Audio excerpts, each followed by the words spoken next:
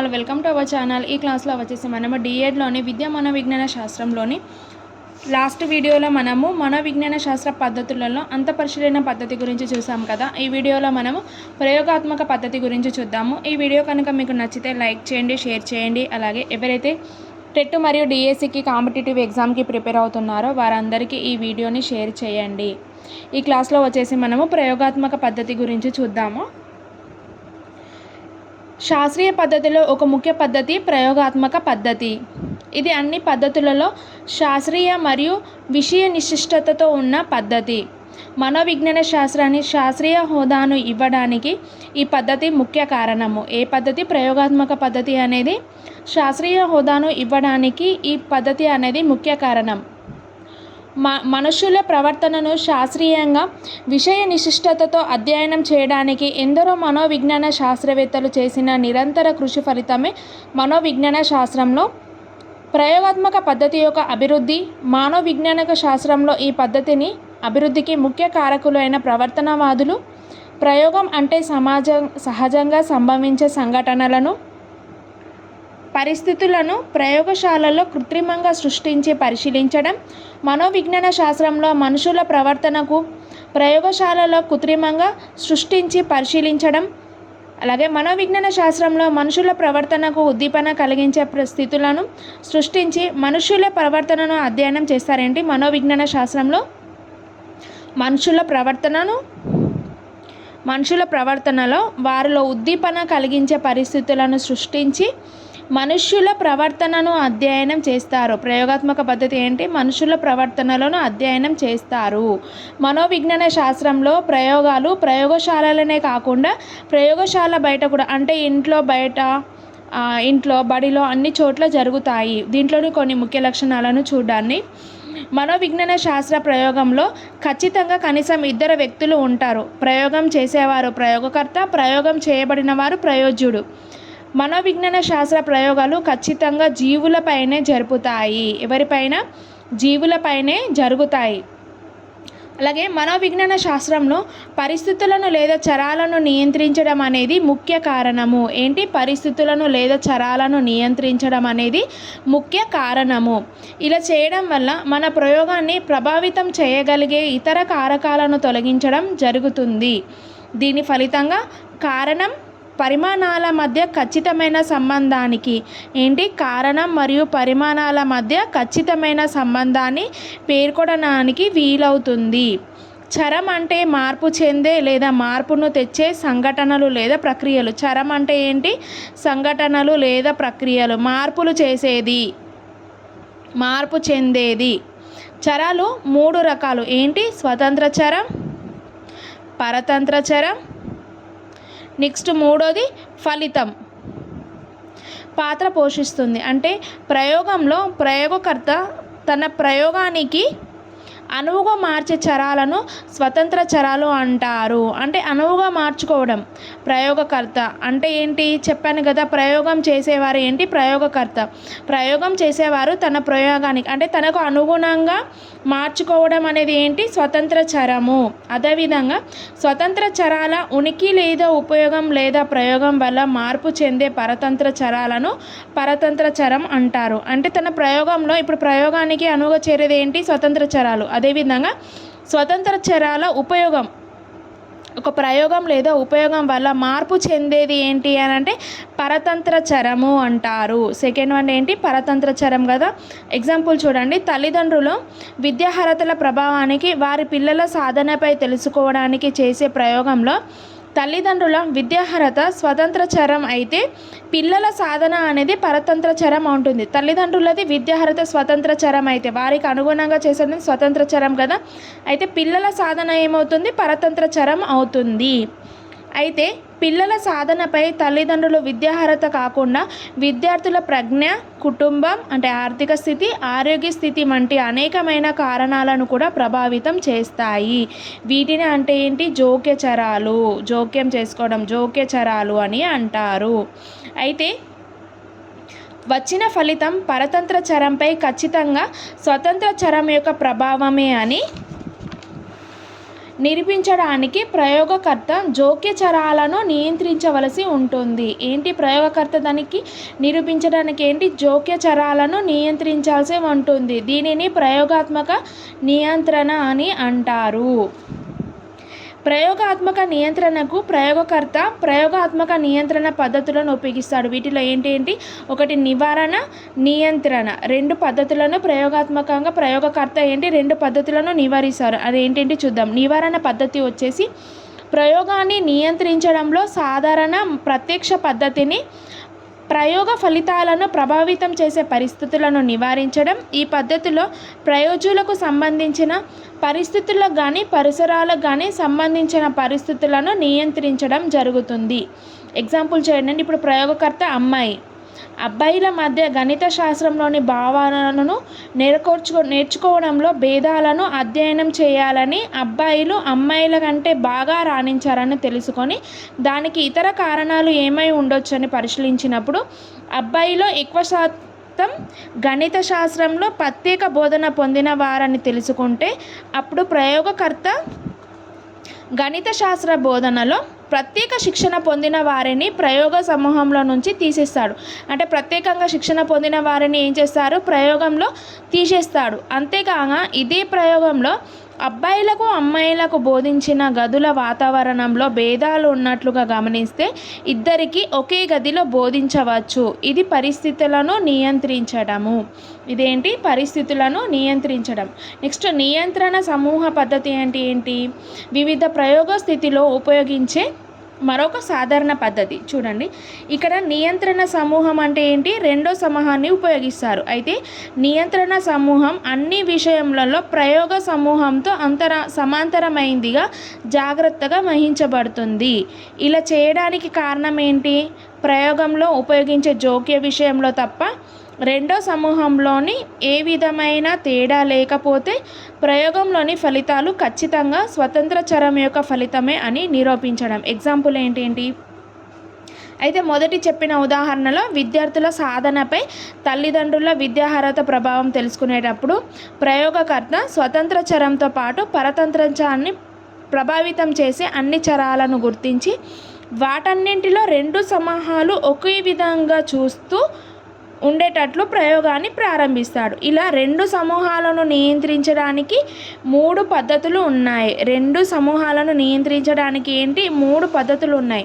దీంట్లోనే మూడు పద్ధతులు ఉన్నాయి. సమజోడి, సమసమూహ, యాదృచ్ఛిక సమూహ పద్ధతి. సమజోడి అంటే ఏంటి, ఇందులో ప్రయోగకర్త రెండు సమూహాలను ప్రజ్ఞ విషయంలో నియంత్రించినప్పుడు ఒక ప్రామాణీకరించిన ప్రజ్ఞ పరీక్షను ప్రయోజ్యులైన అందరిపై ప్రయోగం చేపించి ఒకే విధమైన ప్రజ్ఞాలబ్ధి సాధించిన ఇద్దరిని తీసుకొని ఒకే సమూహంగా కేటాయిస్తారు. అంటే ఇప్పుడు ప్రయోగకర్త ఏంటి, ప్రయోగం చేసేవాడు ఏంటి, ప్రయోగకర్త. అయితే రెండు సమూహాలను తీసుకొని రెండు ప్రజ్ఞలను టెస్ట్ చేశాడు. రెండు ప్రజ్ఞాలబ్ధి సాధించిన వారినిద్దరిని ఒక దగ్గరికి తీసుకొని ఒక సమూహంగా గ్రూప్గా కేటాయిస్తాడు. దీనిని ఏమంటారు అని అంటే సమజోడి అని అంటారు. నెక్స్ట్ సమూహం వచ్చేసి ఇందులో ప్రయోగకర్త రెండు సమూహాలను ప్రజ్ఞపై సమాంతరంగా గుర్తించడానికి రెండు సమూహాలకు ప్రజ్ఞ పరీక్ష నిర్వర్తించి ఇప్పుడు దీంట్లో ఇద్దరు ప్రయోగకర్తలు ఇద్దరు ఉన్న వాటిని ఒక సమూహంగా చేరుస్తారు. దీంట్లో రెండు సమూహాలు చేసి ఆ రెండు సమూహాలకు ప్రజ్ఞ నిర్వర్తించి పరీక్ష పెట్టి దాని కేంద్రీయ ప్రవృత్తి మాపనం చరశీలతను పోల్చి వాటి విలువలలో చెప్పుకోదగిన మార్పు లేని పక్షంలో ఆ రెండు సమూహాలను పోల్చిదగినవిగా భావించి ప్రయోగాన్ని నిర్వర్తిస్తారు. అంటే ఏంటి, కేంద్రీయ ప్రవృత్తి మాపనం చేసి చరశీలతను పోల్చి ఇప్పుడు ఆ ప్రజ్ఞ పరీక్ష రెండు సమూహాలను ప్రజ్ఞ పరీక్ష నిర్వచించి ఆ రెండిట్లో కేంద్రీయ ప్రవృత్తి మాపనము చర్యశీలతను పోల్చి వాటి విలువలతో మార్పులు చేసి అప్పుడు ఆ రెండు సమూహాలను పోల్చదగినదిగా భావించి ప్రయోగాన్ని నిర్వర్తిస్తాడు. ఇదేంటి సమసమూహ పద్ధతి. థర్డ్ వన్ వచ్చేసి ఏంటి మనకు యాదృచ్ఛిక సమూహ పద్ధతి. యాదృచ్ఛిక సమూహ పద్ధతి ఏంటి మనకు, ఒకవేళ ప్రయోగకర్త సంబంధిత జోక్య చరాలను గుర్తించడంలో కానీ నియంత్రించడంలో కానీ చాలా ఇబ్బంది ఉన్నట్లయితే దానికి ఏంటి యాదృచ్ఛిక వ్యక్తులకు సమూహాలుగా కేటాయించడం జరుగుతుంది. ఇప్పుడు ప్రయోగకర్త ప్రయోగం చేసేవారికి ఏదైనా సంబంధంలో కానీ ఏదైనా నియంత్రించడంలో కానీ ఇబ్బందులు ఉన్నప్పుడు యాదృచ్ఛిక సమూహ పద్ధతి ఉపయోగపడుతుందన్నమాట. నెక్స్ట్ ప్రయోగాత్మక నమూనా చూడండి. ఇప్పుడు ప్రయోగాత్మక పద్ధతిలో ప్రయోగాత్మక నమూనా ఏముంటుంది? ప్రయోగాత్మక నమూనాలో ప్రయోగకర్త ఏదైనా సమస్యను గుర్తించినప్పుడు ఆ సమస్యను పరిష్కరించడానికి కనుగొనడానికి ప్రయోగానికి ప్రణాళికను రూపొందిస్తాడు. అయితే ఈ ప్రణాళిక మొత్తం ప్రయోగ ప్రక్రియ యొక్క నకలుగా తయారవుతుంది. ఇలా ప్రణాళికలను రూపొందించేటప్పుడు ప్రయోగకర్త సమస్యకు సరైన ప్రయోగ నమూనాను ఎంచుకోవాల్సి ఉంటుంది. ప్రయోగ నమూనా అనేది ప్రయోగకర్త ఉపయోగించే ప్రయోగ నియంత్రణ పద్ధతి. సమూహాల సంఖ్య, జోక్యాల సంఖ్య, ప్రయోజ్యుల సంఖ్య, పరిశీలన సంఖ్య, సాంఖ్యక పద్ధతులు మొదలైన వాటిపై ఆధారపడుతుంది. వీటి ఆధారంగా ఎన్నో రకాల ప్రయోగ నమూనాలను ప్రయోగకర్త రూపొందించవచ్చు. 1963 సంవత్సరంలో ఫెదరర్ ప్రయోగ నమూనాను రెండు ముఖ్య నమూనాలుగా విభజించాడు. ఫెడరర్ అనే ప్రయోగ నమూనాలలో ఏంటి? రెండు ముఖ్య నమూనాలను గుర్తించారు. అవేంటి? క్రమబద్ధమైన నమూనా, యాదృచ్ఛిక నమూనా. క్రమబద్ధమైన నమూనా, యాదృచ్ఛికమైన నమూనాను గుర్తించి ప్రయోజ్యుల యొక్క ఎంపిక, విభజన, జోక్యాల ప్రకారంగా ఖచ్చితమైన పద్ధతిలో జరిగితే అది క్రమబద్ధ నమూనా, యాదృచ్ఛికంగా జరిగితే అది యాదృచ్ఛిక నమూనా. ఈ క్రమబద్ధమైన పద్ధతి అయినా లేదా యాదృచ్ఛిక పద్ధతులలో 3 పద్ధతులు నిర్వచించబడ్డాయి. ఈ ఫెదరర్ ప్రయోగ నమూనాలలో 2 చెప్పాడు కదా, క్రమబద్ధమైన నమూనా, యాదృచ్ఛికమైన నమూనా. దీంట్లో మళ్ళీ 3 పద్ధతులను నిర్వర్తించబడ్డాయి. అవి ఏంటంటే చూద్దాము. ఏక సమూహ పద్ధతి అంటే ఈ పద్ధతిలో ప్రయోగకర్త ఒకే సమూహం తన ప్రయోగాన్ని నిర్వర్తిస్తాడు. ఈ పద్ధతిలో 2 విధాలు ఉన్నాయి. మొదటిది ఎంచుకున్న సమూహంపై ప్రయోగకర్త తన జోక్య ప్రభావాన్ని పరిశీలించదలుచుకున్నాడో ఆ జోక్యం నేరుగా ప్రయోగించి ఫలితాలను సేకరించి నివేదిస్తాడు. అంటే ఎగ్జాంపుల్ చూడండి. ఏక సమూహ పద్ధతి అంటే ఏంటి? ఒక తరగతి గదిలో నిష్పాదన సరిగ్గా లేని విద్యార్థులను ఏదైనా కొత్త పద్ధతిలో కొంతకాలం బోధించి వారి నిష్పాదనను మాపనం చేసి కొత్త ప్రభావాన్ని గమనించడం. ఇప్పుడు కొంతకాలంలో ఏం చేస్తారు? తరగతి గదిలో నిష్పాదన సరిగ్గా లేని విద్యార్థులకు ఏదైనా కొత్త పద్ధతిలో కొంతకాలం బోధించి, ఇప్పుడు చదువుకోలేని పిల్లలు ఉంటారు కదా, వాళ్ళకి ఏంటి? కొత్త పద్ధతిలో కొంతకాలం బోధించి తర్వాత మాపనం చేసి కొత్త పద్ధతి ప్రభావాన్ని గమనిస్తారు. అయితే రెండోది ఎంచుకున్న సమూహం మీద పూర్వ పరీక్షను నిర్వచించి జోక్యం తర్వాత మళ్ళీ పరీక్షను నిర్వచించి జోక్య ప్రభావాన్ని తెలుసుకోవడము. ఈ విధంగా. నెక్స్ట్ 2 సమూహాల పద్ధతి ఏంటి? ఈ రకమైన పద్ధతిలో ప్రయోగకర్త 2 సమూహాలను తీసుకుంటాడు. ఒకటి ప్రయోగం, 2 నియంత్రణ సమూహం. ఏంటి? ఒకటి ప్రయోగము, 2 నియంత్రణ సమూహము.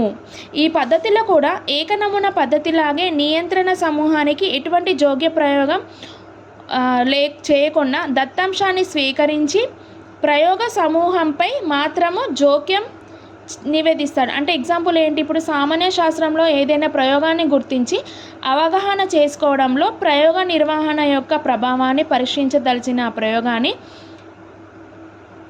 2 సమూహాలుగా వివరణ మాత్రం ఇచ్చి నియంత్రణ సమూహంపై ఆ ప్రయోగానికి సంబంధించిన విషయంను పరీక్షించి ప్రయోగ సమూహానికి మాత్రం అదే ప్రయోగాన్ని ప్రయోగశాలలో నిర్వహించి చూపించిన తర్వాత ప్రయోగ అవగాహనపై పరీక్షించి నిర్వహణ యొక్క ప్రభావాన్ని తెలుసుకోవడము. ఇప్పుడు సైన్స్ ప్రయోగం ఇచ్చారనుకో, ఆ సైన్స్ ప్రభావంలో ఏం చేస్తాడు? 2 సమూహంగా తరగతి గదిలో 2 సమూహాలుగా వివరణ ఇచ్చి నియంత్రణ సమూహంగా ఆ సంబంధానికి సంబంధించిన విషయంను పరీక్షించి ప్రయోగ సమూహానికి మాత్రం అదే ప్రయోగశాలలో నిర్వహించి చూపించిన తర్వాత, ఇప్పుడు ప్రయోజకుడు టీచర్ ఆ ప్రయోగాన్ని చూపిస్తారు కదా, చూపించిన తర్వాత అలాగే ఆ ప్రయోగ సమూహంపై జోక్యం ప్రయోగించక ముందే 2 సమూహాల మీద పూర్వ పరీక్షను నిర్వహించి ప్రయోగ సమూహంపై జోక్యం. ప్రయోగం చేసే రెండింటిపై ఉత్తర పరీక్షను నిర్వహించి 2 సమూహాలలో పూర్వ ఉత్తర పరీక్షల నుంచి గమనించి విశ్లేషిస్తారు. అంటే 2 సమూహాలుగా చేసి 2 సమూహాలను ఉపాధ్యాయుడు నాయకత్వం వహించి ఆ పరీక్షను నిర్వహించి మళ్ళీ 2 ఉత్తర సమూహాలుగా పరీక్ష నిర్వహించి 2 సమూహాలలో సమాంతర సమూహ ముఖ్య భేదాన్ని గుర్తించి శిక్షణ యొక్క ప్రభావం. 2 సమూహాలు చేసి టెస్ట్ పెట్టి దాన్ని మళ్ళీ టీచర్ ఎగ్జాంపుల్ చేసి దాన్ని పరీక్ష చేసి ఆ భేదాన్ని శిక్షణ యొక్క ప్రభావాన్ని తెలపడం ఏంటి? 2 సమూహాల పద్ధతి. నెక్స్ట్ అనేక సమూహాల పద్ధతి అంటే ఏంటి? ఈ పద్ధతి పరీక్షించవలసిన స్వతంత్ర చరహాలు లేదా సమూహాలు 2 కంటే ఎక్కువ ఉన్నప్పుడు ఉపయోగించబడతాయి. 2 సమూహాల కంటే ఎక్కువగా ఉన్నప్పుడు ఏంటి? అనేక సమూహాల పద్ధతి. దీనిలో ఉన్న ప్రయోగాత్మకలో ఉన్న పద్ధతిలో విశ్లేషణలో ప్రయోగాత్మక పద్ధతిలో ఉన్న ఉపయోగాలు పరిమితులు చూడండి. ప్రయోగాత్మక పద్ధతి అంటే ఏంటి? సమస్యలకు పరిష్కారం కనుగొనడానికి ఉపయోగించే అన్ని పద్ధతులలో ఇది క్రమమైనది. ఈ పద్ధతిలో పరిశోధన ఖచ్చితంగా నియంత్రించబడిన పరిస్థితుల్లో జరుగుతుంది. ఈ పద్ధతి ద్వారా సేకరించిన ఫలితాలను మళ్ళీ నిరూపించవచ్చు. ఇది విషయనిష్టత ఆధారంగా పనిచేస్తుంది. ప్రయోగాత్మక పద్ధతి విషయనిష్టత అధికంగా ఉంటుంది. అలాగే తరగతి గది సమస్యలకు పరిష్కారాలను కనుగొనడానికి ఈ పద్ధతి అనేది బాగా ఉపయోగపడుతుంది.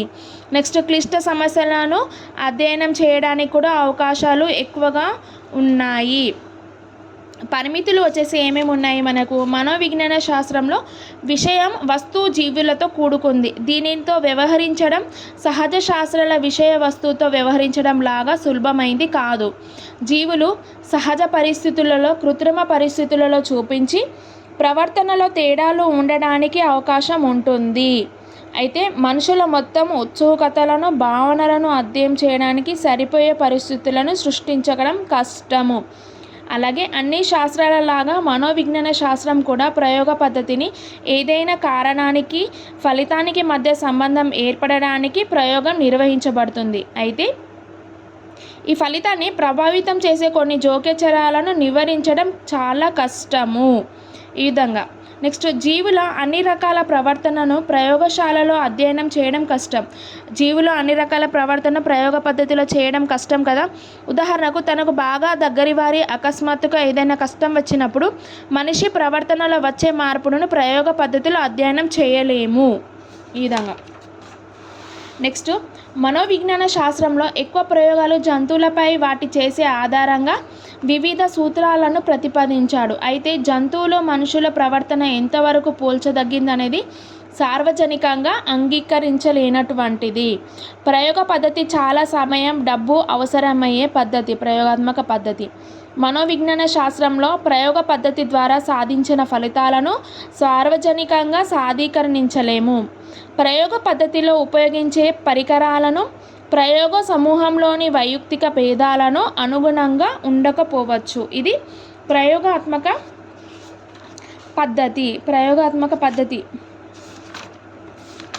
ఏంటి? ప్రయోగాత్మక పద్ధతిలో ఒకటి నివారణ పద్ధతి, చరంలో 3 స్వతంత్ర చరము, పరతంత్ర చరము, ఒకటి ఫలితము 3 ఉన్నాయి. ఇది మనుషుల ప్రవర్తన అధ్యయనం చేసేది ప్రయోగాత్మక పద్ధతి. ఇది జీవులపైన ఎక్కువ జరుపుతారు. దీనిని ఆరోగ్య స్థితి, ఒక విద్యార్థుల్లోని ఆ ప్రజ్ఞ, కుటుంబం, ఆర్థిక స్థితి, ప్రయోగ స్థితి వంటి అనేక కారణాలను కూడా ప్రభావితం చేస్తాయి. దీనిని ఏంటి? జోక్యచరాలు అని అంటారు. దీనిలో ఏమి? నివారణ పద్ధతి, నియంత్రణ సమూహ పద్ధతి ఉన్నాయి. నియంత్రణ సమూహ పద్ధతిలో మళ్ళీ 3 రకాలు ఉన్నాయి. అవేంటి? సమజోడి పద్ధతి, సమనమూన పద్ధతి, యాదృచ్ఛిక సమూహ పద్ధతి. దీంట్లోనే మళ్ళీ ప్రయోగాత్మక నమూనా ఉంది. ప్రయోగాత్మక నమూనాలో మళ్ళీ 3 ఏక సమూహ పద్ధతి,